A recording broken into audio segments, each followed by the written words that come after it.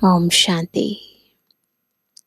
परम पिता, परम शिक्षक, परम सद्गुरु, परमात्मा शिव बाबा रोज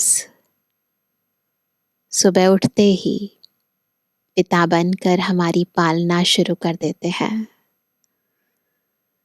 इतना प्यार करते हैं जो हमें देह के संबंध भूल जाते हैं।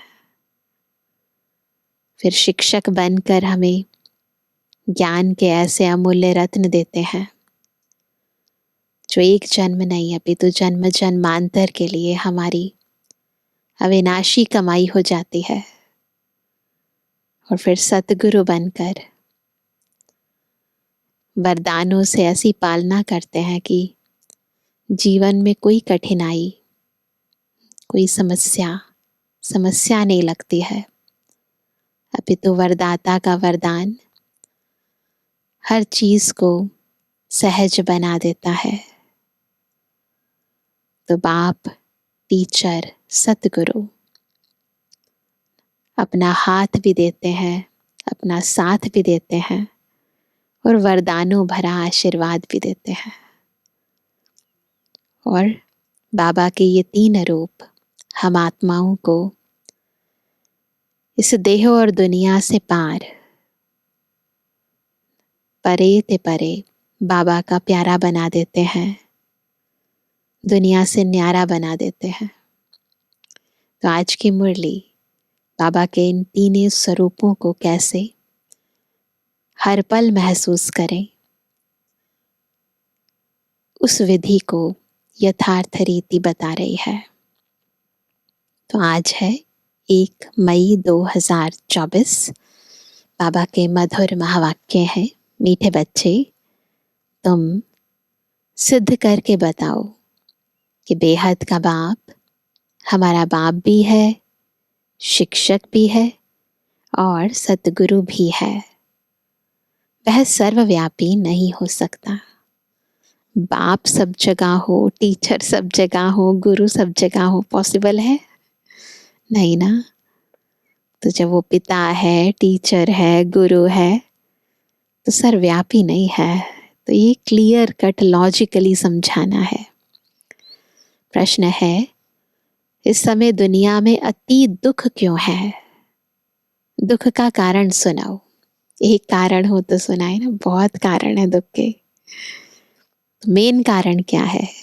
उत्तर है, सारी दुनिया पर इस समय राहु की दशा है, इसी कारण दुख है। एस्ट्रोलॉजिकली अगर कहें, ज्योतिषियों के हिसाब से जब राहु की दशा होती है आत्मा के ऊपर, बहुत दुख आता है उसके जीवन के अंदर। वो कहते हैं इस समय सारी दुनिया पर राहु की दशा है, इस कारण दुख है। वृक्षपति बाप जब आते हैं तो सब पर बृहस्पति की दशा बैठती है। बाबा आते हैं ना हमारे ऊपर से ये राहु का ग्रहण दूर कराने, और बृहस्पति की दशा बैठती है तो आत्मा को प्राप्तियां होती हैं, खुशी मिलती है, सुख मिलता है। तो जैसे दुनिया के अंदर दशाएं परिवर्तित होती हैं तो मनुष्य आत्मा का जीवन बदल जाता है। ऐसे ही रावण ने अपने राज्य में हमें राहु के ग्रहण के द्वारा अनेक प्रकार से दुखी किया, परंतु जब बाबा आते हैं तो हमें सतमार्ग बताते हैं, बृहस्पति की दशा बिठाते हैं, हमारी उन्नति कराते हैं। सतयुग त्रेता में बृहस्पति की दशा है, रावण का नाम निशान नहीं है, इसलिए वहां दुख होता नहीं। बाप आए हैं सुखधाम की स्थापना करने, उसमें दुख हो नहीं सकता। सुख धाम में दुख हो नहीं सकता। दुख धाम में फिर भी न अल्पकाल का क्षण भंगुर सुख होता है, लेकिन सुख धाम में जरा भी दुख नहीं, नाम भी नहीं। ओम शांति। मीठे मीठे रूहानी बच्चों को रूहानी बाप बैठ समझाते हैं, क्योंकि सभी बच्चे यह जानते हैं हम आत्मा हैं। अपने घर से हम बहुत दूर से यहाँ आते हैं, आकर के इस शरीर में प्रवेश करते हैं पाठ बजाने। पाठ आत्मा ही बजाती है। यहाँ बच्चे बैठे हैं अपने को आत्मा समझ बाप की याद में, क्योंकि बाप ने समझाया है याद से तुम बच्चों के जन्म जन्मांतर के पाप भस्म होंगे। इसको योग भी नहीं कहना चाहिए, याद सही है, एक्यूरेट शब्द है। योग कहने की जरूरत नहीं है। योग तो सन्यासी लोग सिखलाते हैं। स्टूडेंट का टीचर से भी योग होता है, बच्चों का बाप से योग होता है, कनेक्शन होता है ना, मन बुद्धि से जुड़े हुए होते हैं। यह है आत्माओं और परमात्मा का, अर्थात बच्चों और बाप का मेला, मिलन है ना। मेला है क्योंकि बहुत बच्चे हैं ना, इसलिए मेला बन गया। एक्चुअली में मिलन है। यह है कल्याणकारी मिलन। बाकी तो सब है अकल्याणकारी। मनुष्य मनुष्य से मिलता है तो उससे अवनति होती है, आत्मा परमात्मा से मिलती है तो उन्नति होती है, कल्याण होता है। पतित दुनिया है ना, एक नहीं है, सारी दुनिया है पतित। तुम जब प्रदर्शनी व म्यूजियम में समझाते हो तो आत्मा और परमात्मा का परिचय देना ठीक है।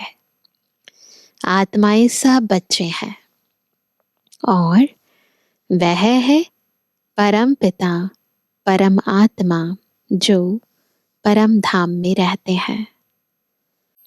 कोई भी बच्चे अपने लौकिक बाप को परम पिता नहीं कहेंगे। कोई कहता है अपने पापा को परम पिता? नहीं, परम पिता को दुख में ही याद करते हैं। क्या कहते हैं? हे परम पिता परमात्मा। परम आत्मा रहते ही हैं परम धाम में। अब तुम आत्मा और परमात्मा का ज्ञान तो समझते हो है ना, तो सिर्फ यह नहीं समझाना है कि दो बाप है, केवल इतना काफी नहीं है। वह बाप भी है, शिक्षक भी है, यह जरूर समझाना है ना। नोट करेंगे इस बात को। केवल दो बाप का परिचय देते हैं तब केवल बाप है इतना नहीं समझाना, परंतु वो हमारा शिक्षक भी है ये भी समझाना है। हम सब भाई भाई हैं। वह सभी आत्माओं का बाप है। भक्ति मार्ग में सब भगवान बाप को याद करते हैं क्योंकि भगवान से भक्ति का फल मिलता है, अथवा बाप से बच्चे वर्षा लेते हैं। भगवान भक्ति का फल देते हैं बच्चों को। क्या देते हैं? विश्व का मालिक बनाते हैं। भक्ति का फल ज्ञान, और फिर ज्ञान को धारण करने से आत्मा विश्व का मालिक बन जाती है। परंतु तुमको सिर्फ बाप नहीं सिद्ध करना है। वह बाप भी है तो शिक्षा देने वाला भी है, सतगुरु भी है। ऐसा समझाओ तो सर्वव्यापी का ख्याल उड़ जाए। यह ऐड करो, वह बाबा ज्ञान का सागर है, आ करके राजयोग सिखलाते हैं। बोलो वह टीचर भी है, शिक्षा देने वाला। तो फिर सर्वव्यापी कैसे हो सकता ना? टीचर शिक्षा दे रहा है ना, सर्वव्यापी कैसे हो सकता है? हर एक के अंदर है वो, तो फिर किसी को ज्ञान अर्जन करने की जरूरत ही नहीं है। फिर टीचर और शिक्षक की बात ही नहीं है। सारे ही पिता हो जाएं अगर सर्वव्यापी है तो। वो परम पिता परमात्मा है ना। तो ऐसे समझाएंगे ना तो समझेंगे। टीचर जरूर अलग है, स्टूडेंट अलग है।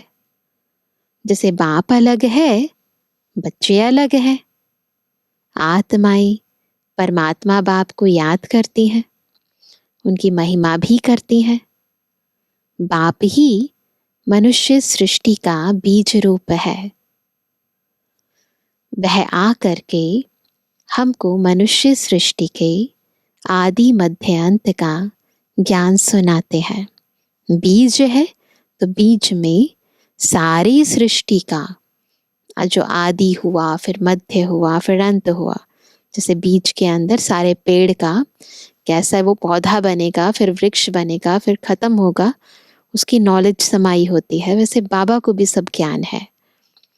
बाप स्वर्ग की स्थापना करते हैं, हम स्वर्गवासी बनते हैं। साथ साथ यह भी समझाते हैं कि दो बाप हैं। लौकिक बाप ने पालना की, फिर टीचर के पास जाना पड़ता है पढ़ने के लिए। दुनिया में तो ऐसे ही होता है ना। फिर क्या होता है, 60 वर्ष के बाद वानप्रस्थ अवस्था में जाने के लिए गुरु करना पड़ता है। ये दुनिया के अंदर जीवन की स्टेजेस हैं। बाप, टीचर, गुरु अलग अलग होते हैं, दुनिया में भी अलग अलग होते हैं। यह बेहद का बाप तो सभी आत्माओं का बाप है, ज्ञान सागर है, मनुष्य सृष्टि का बीज रूप, सतचित आनंद स्वरूप है, सुख का सागर, शांति का सागर है। उनकी महिमा शुरू कर दो। इतनी महिमा है तो वह कहते हैं उनकी महिमा शुरू कर दो, क्योंकि दुनिया में मतभेद बहुत है ना। सर्वव्यापी अगर हो, अगर सब जगह हो, हर एक के अंदर हो, तो फिर टीचर बन पढ़ाएंगे कैसे। फिर सतगुरु भी है, सभी को गाइड बन ले जाते हैं, सदगति करते हैं, गति करते हैं, शिक्षा देते हैं, अर्थात याद सिखलाते हैं, है ना। योग सिखलाते हैं ना, कि कैसे बाबा को याद करना है, कैसे राजयोगी बनना है, कर्मेंद्रिय जीत बनना है, स्वराज्य अधिकारी बनना है। तो वो कहते याद सिखलाते हैं। भारत का प्राचीन राजयोग भी गाया हुआ है। पुराने ते पुराना है संगम युग, नई और पुरानी दुनिया का बीच। तुम समझते हो, आज से 5000 वर्ष पहले बाप ने आकर अपना बनाया था, और हमारा टीचर सतगुरु भी बना था। वह सिर्फ हमारा बाबा नहीं है, वह तो ज्ञान का सागर अर्थात टीचर भी है। हमको शिक्षा देते हैं, सृष्टि के आदि मध्य अंत का राज समझाते हैं, क्योंकि बीज रूप वृक्षपति है, वृक्ष का ऑनर है, मनुष्य सृष्टि रूपी कल्प वृक्ष का बीज। वह जब भारत में आते हैं तब भारत पर बृहस्पति की दशा बैठती है, फिर से भारत की उन्नति होनी शुरू हो जाती है। सतयुग में सब सदा सुखी देवी देवताएं होते हैं, सब पर बृहस्पति की दशा बैठती है। जब फिर दुनिया तमु प्रधान होती है तो सभी पर राहु की दशा बैठती है। वृक्षपति को कोई भी जानते नहीं, न जानने से फिर वर्षा कैसे मिल सकता, कोई भी नहीं जानते। इतनी भक्ति करते हैं परंतु बाबा को कोई नहीं जानता, और जब जानते नहीं है पिता को फिर वर्षा कैसे मिलेगा। तो चाहते हैं शांति मिले, सुख मिले, परंतु मिल नहीं पाता, क्योंकि जो दाता है उसको जानते ही नहीं है। तुम यहां जब बैठते हो तो अशरीरी होकर बैठो। यह तो ज्ञान मिला है, आत्मा अलग है, घर अलग है। ज्ञान मिला है ना, आत्मा अलग है और ब्रह्म महातत्व अलग है, जहाँ से हम आत्माएं सृष्टि पर आई हैं। फिर 5 तत्व का पुतला यानी शरीर बनता है, उसमें आत्मा प्रवेश करती है। हम आत्माएं परम धाम में, अपने मूल वतन में, ब्रह्मलोक में निवास करती थी। फिर हम ज्योति बिंदु आत्मा इस सृष्टि पर सतयुग आदि में आई। 5 तत्वों का जो पिंड बना गर्भ में, उसमें आत्मा ने प्रवेश किया, है ना। सबका पाठ नूंधा हुआ है। इसको बिल्कुल प्रैक्टिकल अनुभव के साथ समझेंगे ना, तो अंदर एक बहुत ही अच्छी लाइट फीलिंग आएगी, बिल्कुल जैसे देह से न्यारे हो गए हैं हम। पहले पहले मुख्य बात यह समझानी है कि बाप सुप्रीम बाप है, सुप्रीम टीचर है। लौकिक बाप टीचर गुरु का कंट्रास्ट बताने से झट समझेंगे, डिबेट नहीं करेंगे। जो लौकिक है उससे यदि इस अलौकिक बाप टीचर गुरु का कंट्रास्ट बताएंगे तो फिर उन्हें एग्जैक्ट समझ आएगा। आत्माओं के बाप में सारा ज्ञान है, यह खूबी है, ये बाबा की खूबी है। सारा ज्ञान है, फुल नॉलेज फुल है वो। वही हमको रचना के आदि मध्य अंत का राज समझाते हैं। आगे ऋषि मुनि आदि तो कहते थे हम रचता और रचना के आदि मध्य अंत को नहीं जानते, क्योंकि उस समय वह सतो थे। हर चीज सतो प्रधान, सतो रजो तमो में आती ही है। हर चीज इन स्टेजेस से होकर गुजरती है। नई से पुरानी जरूर होती है। साइंस में भी कहते हैं लॉ ऑफ एंट्रोपी। तो हर चीज नई से पुरानी जरूर होती है। तुमको इस सृष्टि चक्र की आयु का भी मालूम है। मनुष्य यह भूल गए हैं कि इनकी आयु कितनी है। इतनी सारी बातें शास्त्रों में लिख दी हैं। तो बाबा कहते हैं बाकी यह शास्त्र आदि सब भक्ति मार्ग के लिए बनते हैं। किस लिए बनाते हैं ये सारे शास्त्र? भक्ति मार्ग के लिए बनाते हैं। बहुत गपोड़े लिख दिए हैं। सबका बाप तो एक ही है, सदगति दाता एक है, गुरु अनेक हैं। सतगुरु एक है, गुरु अनेक हैं। सदगति करने वाला सतगुरु एक ही होता है। सदगति कैसे होती है वह भी तुम्हारी बुद्धि में हो रही है ना, ज्ञान से, योग से, साधना से। आदि सनातन देवी देवता धर्म को ही सदगति कहा जाता है। वहां थोड़े मनुष्य ही होते हैं।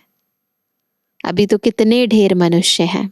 सतयुग में तो थोड़े से होते, और अब बिल्कुल बहुत सारे। वहां तो सिर्फ देवताओं का राज्य होगा। फिर डायनेस्टी वृद्धि को पाती है। सतयुग में Lakshmi Narayan the first, second, third चलता है। डायनेस्टी होती है ना। तो बाबा कहते हैं जब फर्स्ट होगा तो कितने थोड़े मनुष्य होंगे।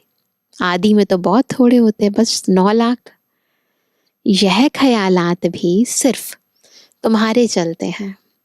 हमें ही नॉलेज है तो हमारे ही चलेंगे। यह तुम बच्चे समझते हो। भगवान तुम सभी आत्माओं का बाप एक ही है। वह है बेहद का बाप। हद के बाप से हद का वर्षा मिलता है, बेहद के बाप से बेहद का वर्षा मिलता है। 21 पीढ़ी स्वर्ग की बादशाही। 21 पीढ़ी अर्थात जब बुढ़ापा होता है तब शरीर छोड़ते हैं। ऐसे नहीं आज दुनिया की तरह कभी भी ना आत्मा शरीर छोड़ देती है, अचानक मृत्यु हो जाती है। वहां नहीं, बुढ़ापा तक। तो बाबा कहते हैं वहां अपने को आत्मा जानते हैं, यहाँ देह अभिमानी होने कारण जानते नहीं हैं कि आत्मा ही एक शरीर छोड़ दूसरा लेती है। बॉडी कॉन्शियसनेस के कारण जानते नहीं हैं, है ना। सोचते हैं हम बॉडी है, ये छूट गया यानी हम भी चले गए, खत्म हो गए हम, ये हमारा अस्तित्व है, ये 5 तत्वों का शरीर। डरते हैं, घबराते हैं, परंतु हमें अब पता चला है हम आत्मा हैं ना, इससे हमारा अस्तित्व नहीं है। हम तो सदा हैं, अनादि हैं। हमारा अस्तित्व खुद परमपिता परमात्मा द्वारा बनाया गया है, वो हम उसके बच्चे हैं। तो बाबा कहते हैं अब देह अभिमानियों को आत्म अभिमानी कौन बनावे। इस समय एक भी आत्म अभिमानी नहीं है, एक भी नहीं है ना। खुद हो तो कोई सिखाए ना, बाप ही आकर आत्म अभिमानी बनाते हैं। वहाँ यह जानते हैं, सतयुग में ये जानते हैं, आत्मा एक बड़ा शरीर छोड़ छोटा बच्चा जाकर बनेगी। सर्प का भी मिसाल है। यह सर्प भ्रमरी आदि के मिसाल सब यहाँ के हैं। एक खाल छोड़कर दूसरी धारण करना, है ना, और विष्टा के कीड़ों को लाकर भूं भूं करके उन्हें आप समान बनाना, ये सब इस समय ही होता है। तो एग्जाम्पल भक्ति मार्ग में चले आते हैं और इस समय के हैं, यहाँ के हैं और इस समय के हैं, ये सारे मिसाल जो फिर भक्ति मार्ग में भी काम में आते हैं। वास्तव में ब्राह्मणिया तो तुम हो, जो विष्टा के कीड़ों को भूं भूं कर, जो आत्माएं विकारों में गई हुई हैं उनको भूं भूं कर, ईश्वरीय ज्ञान की भूं भूं करके मनुष्य से देवता बना देती हो। बाप में नॉलेज है ना, वही ज्ञान का सागर, शांति का सागर है। सभी शांति मांगते रहते हैं, है ना। शांति देवा ऐसे, है ना, वो कहते किसको पुकारते हैं, जो शांति का दाता अथवा सागर है, उनकी महिमा भी गाते हैं, ज्ञान का सागर, शांति का सागर, परंतु अर्थ रहित गाते हैं, अर्थ का पता नहीं है, कह देते हैं, समझते कुछ भी नहीं। बाप कहते हैं यह वेद शास्त्र आदि सब भक्ति मार्ग के हैं। 63 जन्म भक्ति करनी ही है। कितने ढेर शास्त्र हैं, मैं कोई शास्त्र पढ़ने से नहीं मिलता हूं, मुझे पुकारते भी हैं आकर पावन बनाओ।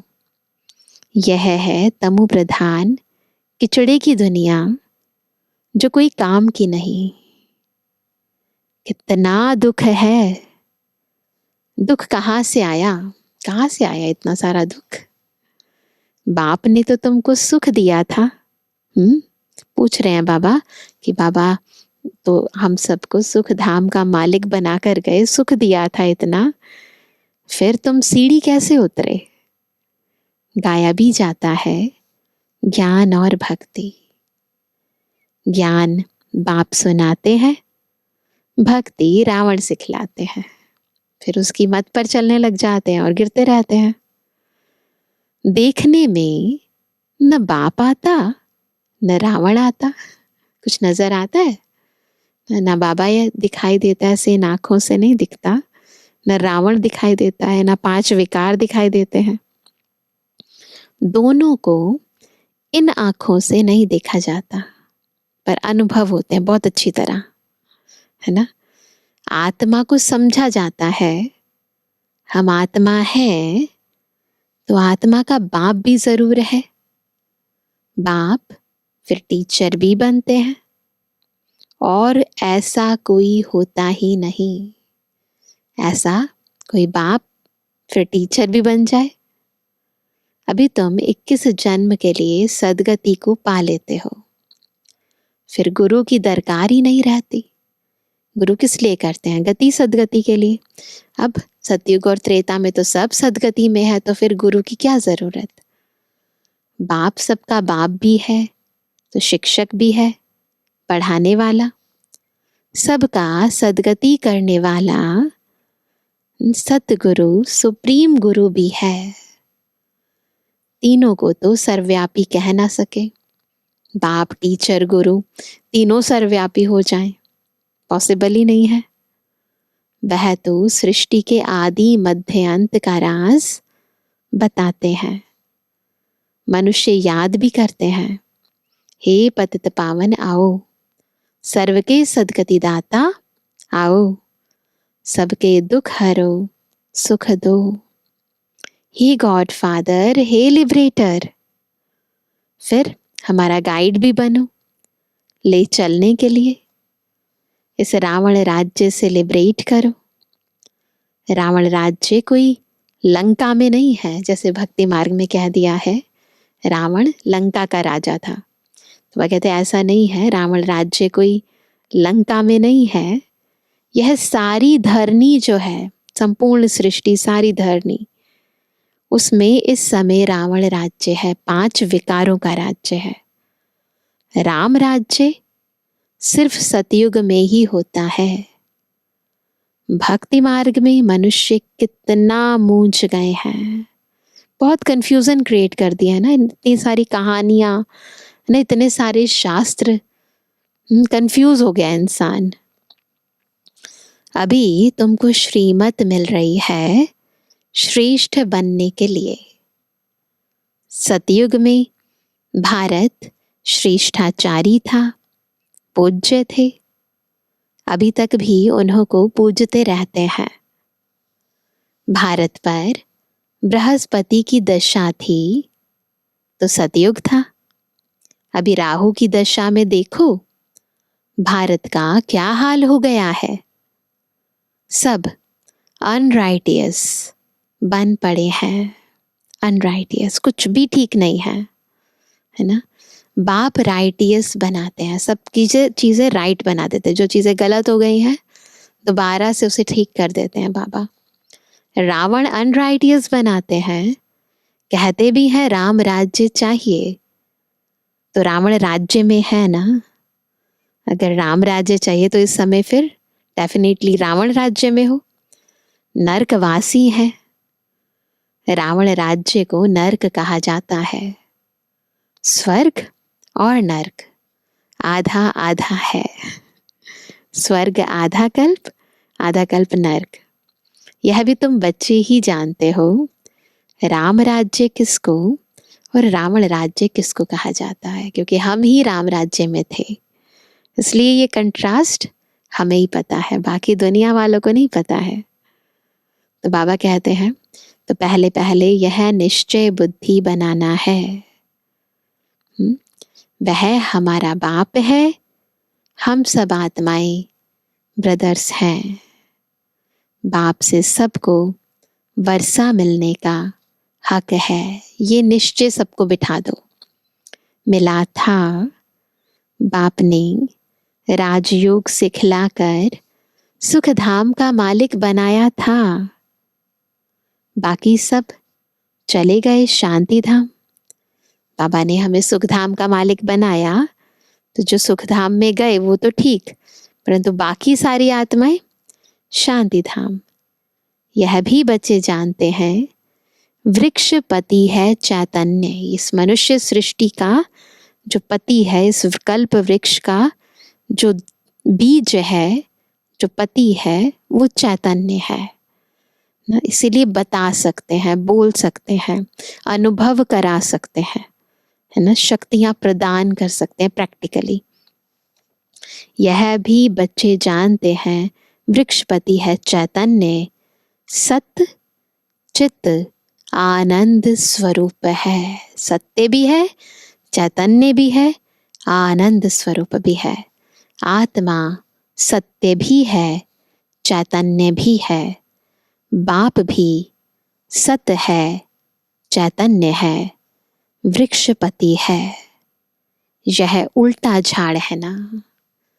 झाड़ में क्या होता है, पेड़ का बीज नीचे होता है ना, पेड़ ऊपर होता है, परंतु यहाँ क्या है, बाबा ऊपर है परम धाम में और हम बच्चे नीचे हैं। तो ये उल्टा झाड़ है, इसका बीज ऊपर में है, बाप ही आकर समझाते हैं, जब तुम तमु प्रधान बन जाते हो तब बाप सतो प्रधान बनाने आते हैं। हिस्ट्री, ज्योग्राफी रिपीट होती है। अब तुमको कहते हैं हिस्ट्री, ज्योग्राफी मस्ट रिपीट, है ना, कहते हैं ना बाबा। अंग्रेजी अक्षर नहीं बोलो, ऐसे कहते हैं। हिंदी में क्या कहेंगे? इतिहास, भूगोल, है ना, जैसा था वैसा रिपीट होगा। अंग्रेजी तो सब लोग पढ़ते ही हैं, समझते हैं। भगवान ने गीता संस्कृत में सुनाई, ऐसे ही समझते हैं ना। अब श्री कृष्ण सतयुग का प्रिंस, वहां यह भाषा थी ऐसा तो लिखा हुआ नहीं है ना। सतयुग में सब संस्कृत में बोलते थे, ऐसा तो कहीं लिखा हुआ नहीं है। भाषा है जरूर, जो जो राजा होता है उसकी भाषा अपनी होती है। जैसा राजा होगा उसी अनुरूप भाषा होगी। उस समय जो भी उनके रीति, रस्म, रिवाज, करेंसी, सब चीजें राजा के अनुरूप होंगी। तो बाबा कहते हैं जो जो राजा होता है उसकी भाषा अपनी होती है। सतयुगी राजाओं की भाषा अपनी होगी, संस्कृत वहां नहीं है। क्लियर कर रहे हैं बाबा। सतयुग की रस्म रिवाज ही अलग है। कोई भी चीज जो यहाँ है वो वहां नहीं हो सकती। वहां की रस्म रिवाज, भाषा, शासन करने का तरीका सब अलग है। कलयुगी मनुष्यों की रस्म रिवाज अलग है। तुम सब मीराएं हो। आज बाबा में टाइटल दे रहे हैं, हम सब कौन है? मीराएं हैं, जो कलयुगी लोक लाज कुल की मर्यादा पसंद नहीं करती हो। तो किस लिहाज से बाबा ने हमें मीरा कहा ना? कौन से गुण के कारण कहा कि हम इस दुनिया के लोक लाज कुल मर्यादाओं की परवाह नहीं करते हैं। तुम कलयुगी लोक लाज छोड़ती हो। तो मीरा के साथ भी क्या हुआ? कितना झगड़ा हुआ ना। तो झगड़ा कितना होता है? तुमको बाप ने श्रीमत दी है। क्या? काम महाशत्रु है, इस पर जीत प्राप्त करो। जगत जीत बनने वालों का यह चित्र भी सामने है। तुमको तो बेहद के बाप से राय मिलती है कि विश्व में शांति स्थापन कैसे होगी। बाबा क्लियर कट बताते हैं कैसे सारे विश्व में शांति होगी। शांति देवा कहने से बाप ही याद आता है। बाप ही आकर कल्प कल्प विश्व में शांति स्थापन करते हैं। कल्प की आयु लंबी कर देने से मनुष्य कुंभकर्ण की नींद में जैसे सोए पड़े हैं। पहले पहले तो मनुष्यों को यह पक्का निश्चय कराओ। क्या आज बाबा बार बार किस पर जोर दे रहे हैं? कि वह हमारा बाप भी है, टीचर भी है। टीचर को सर्वव्यापी कैसे कहेंगे? सब में है टीचर, कौन किसको पढ़ाएंगे? है ना। तुम बच्चे जानते हो बाप कैसे आकर हमको पढ़ाते हैं। तुम उनकी बायोग्राफी को जानते हो, कैसे बाबा परम धाम छोड़कर ब्रह्मारथ लेकर हमें पढ़ाते हैं। सारी बायोग्राफी हमें पता है। बाप आते ही है नर्क को स्वर्ग बनाने। टीचर भी है, फिर साथ भी ले जाते हैं, तो सतगुरु भी है। आत्माएं तो अविनाशी हैं। वह अपना पूरा पाठ बजाकर घर जाती हैं। ले जाने वाला गाइड भी तो चाहिए ना।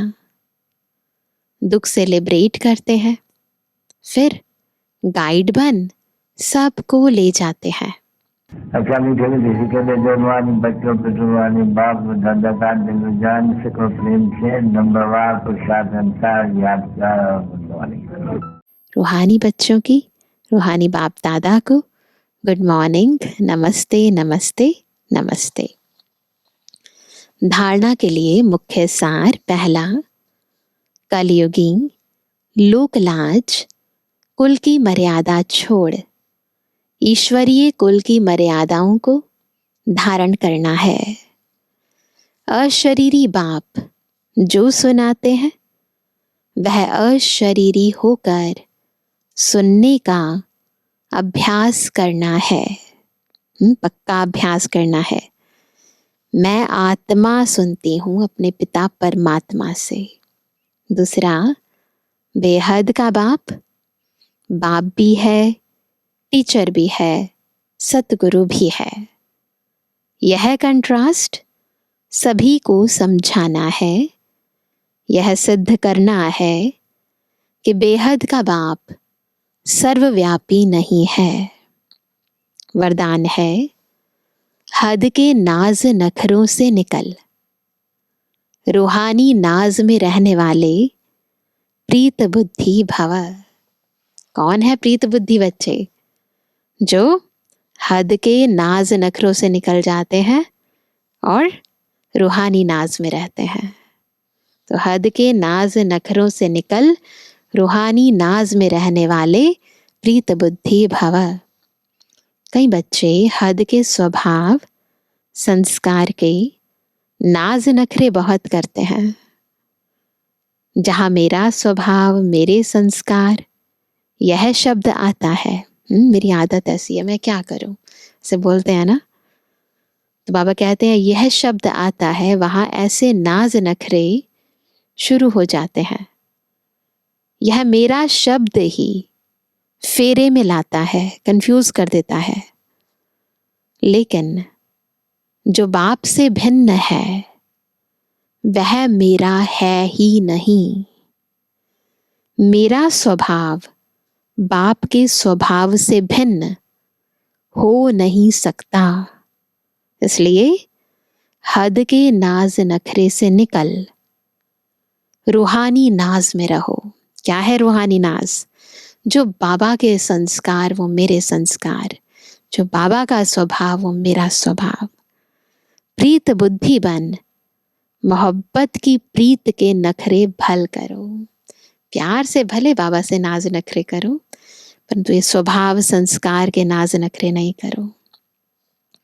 स्लोगन है, बाप से, सेवा से और परिवार से मोहब्बत है तो मेहनत से छूट जाएंगे ना। मेहनत क्यों होती है? बाबा से, सेवा से या परिवार में कहीं ना कहीं मोहब्बत में कमी हो जाती है ना। तो आज हम सभी सारा दिन याद रखेंगे, हम प्यारे बाबा के पिता के बच्चे भी हैं। बच्चे हैं तो फिर जो बाबा के समान वो मेरे समान। बाबा अगर सर्वशक्तिमान तो मैं मास्टर सर्वशक्तिमान। टीचर है तो हमें बाबा श्रीमत देते हैं। तो हर कर्म करते याद रखें बाबा की श्रीमत प्रमाण कर्म हो रहा है। फिर सतगुरु हमें डिटैच करते हैं। तो जो भी कर्म कर रहे हैं उसमें आंतरिक डिटैचमेंट है, निवृत्त होकर कर रहे हैं या कर्म कॉन्शियस हो गए हैं, तो बाप, टीचर, गुरु तीनों याद आएंगे, है ना। समान भी याद आएंगे, शिक्षाएं भी याद आएंगी और डिटैचमेंट भी रहेगी। तो इस स्थिति में रहकर अपने पर पूरा अटेंशन देकर सारा दिन कर्म करेंगे। अच्छा, ओम शांति।